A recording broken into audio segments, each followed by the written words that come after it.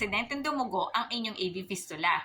Kahit bago o luma ang inyong AV fistula, malaki ang tsansa na ito ay dumugo sa bahay na hindi inaasahan. Kaya naman, dapat magkaroon ng emergency kit na mayroong malinis na gasa upang maampat ang inyong AV fistula kung sakaling ito ay dumugo. Paampatin ang AV fistula gamit ang malinis na gasa 10 to 20 minutes. Kapag ito ay huminto, isecure lamang ito ng tape. Kapag naman 20 minutes na at hindi pa rin humihinto ang pagdurugo nito, maaari na kayong pumunta sa pinakamalapit na ospital upang makita ito ng mga medical practitioner at kayo ay matulungan.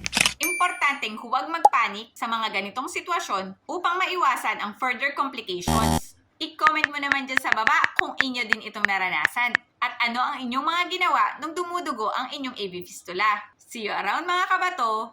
Bye!